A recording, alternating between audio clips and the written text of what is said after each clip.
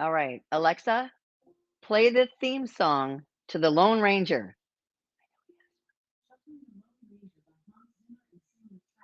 Okay, that'll work. That'll work. I chose the Lone Ranger cocktail, Alexa, Volume 3, because I think it just struck a nerve of nostalgia for me on this Father's Day weekend. Happy Father's Day to all the dads out there, especially, of course, mine.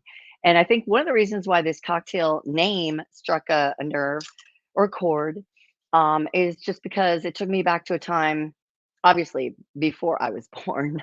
I mean, the Lone Ranger started in the 30s, 1933, on the radio. Several men played the Lone Ranger on the radio.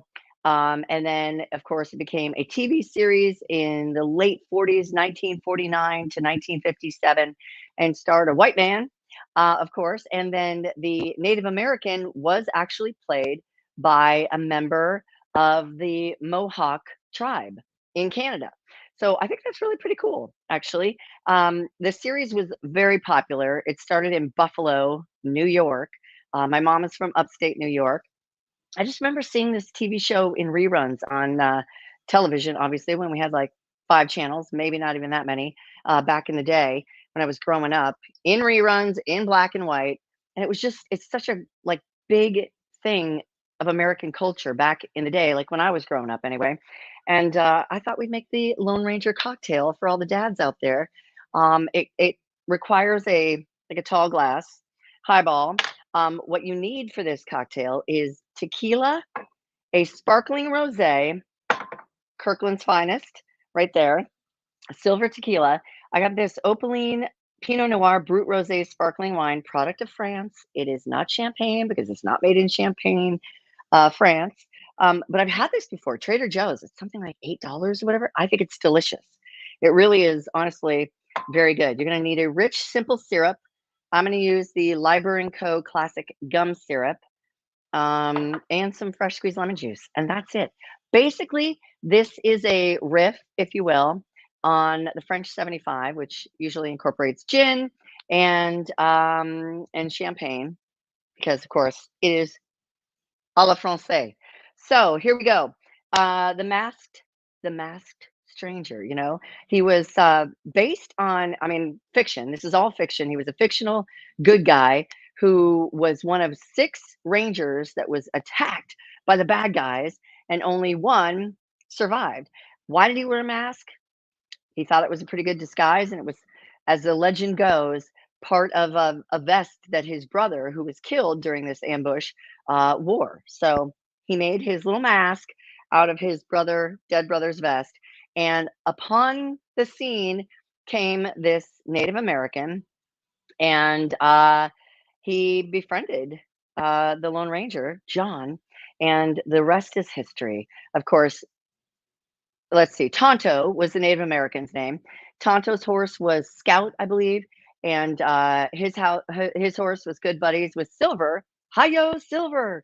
But Silver, I believe, was like a wild horse, and at some point in the story, the Lone Ranger led him back to the wild, but he came back to him, and all was forgiven, I guess. I don't know. But Jay Silverheels was, like I said, the Mohawk from the Six Nations Indian Reserve in Ontario, and he played Tonto on TV. The Lone Ranger was, again, the lone survivor of 6 ambushed rangers in Texas, and he lived to tell the tale.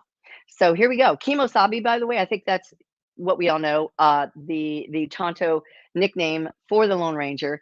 And some people believe it was actually the derivative because it was kemosabe, but it might be the derivative of another word in another language, gimosabe. He looks out in secret, which kind of makes sense, right? I mean, that's loosely translated. Kimosabe was known as the trusty scout or trusted friend. I think that's awesome. Okay, because this has sparkling anything in it, and bubbles, we're not gonna shake it up. We're gonna mix it in the glass. But I could have shaken it up without the sparkling, but whatever. We'll do what we're gonna do, as we always do, right?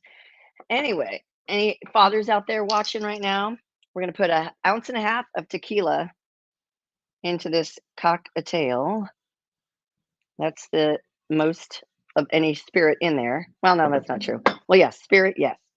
And then we have to garnish with some lemon peel. So you obviously need some fresh lemons too. And this is like, where's this? My reamer. This thing, $5 tool at the liquor store or maybe even the grocery store. I think that's the best tool to get out fresh lemon juice, unless you're, I don't know, squeezing a whole batch. That can get a little cumbersome, you know. Never had this cocktail before. It was invented not too long ago at a bar restaurant that doesn't exist anymore, I believe out of Portland, Oregon for sure. And it just kind of lived to see another day in online forum. And I thought, well, that sounds good. Oh, maybe one of my best yet. Okay, so we need 2 ounces of the rosé. La di da. And again, I like this even if I don't end up liking the cocktail, I will for sure not let it go to waste. But this is going to give it a slightly pink color, and I'm sure with the lemon juice in there too, that'll be just delightful. Yeah, ever so slightly pink. Okay, and then how much we need? 1 ounce of lemon juice. So we'll do that lickety split, and then a 1/2 ounce of the rich simple syrup or gum syrup. I'm a mess. I'm a mess. And I already peeled my lemon for the garnish. Let's see if I can get it off. Ugh, I have a daisy my sister gave me. We have those old school. Okay, so I just need a 1/2 ounce of this, and I'm going to give it a little stir, garnish it. Looks like I mean, I don't know. They probably made a double in the pictures. Let me get some of this out of the way. Okay, or I could have mixed this in a glass, I suppose. But you just want to mix up the syrup. Anything with syrup in it, you know. And then, well, I take that back. Obviously, the sparkling wine was cold, and so was the gum syrup because you're supposed to keep that in the fridge. Not that I did for the first year or so that I had it. Okay. Whoops. One got away, Kimosabi. Okay, let me just garnish this and give it a try. Little lemon twist as a garnish. I don't know why these lemons, I don't know if these are like I don't know, it wants to break. The peel wants to break. Even though it's room temp, it wants to break. Hi ho, silver. I haven't seen that show in a long time, but now, maybe while I'm having this cocktail, I'm getting a hankering. Okay, let's try the Lone Ranger for dad. To all the dads this weekend, hi ho, silver. Cheers.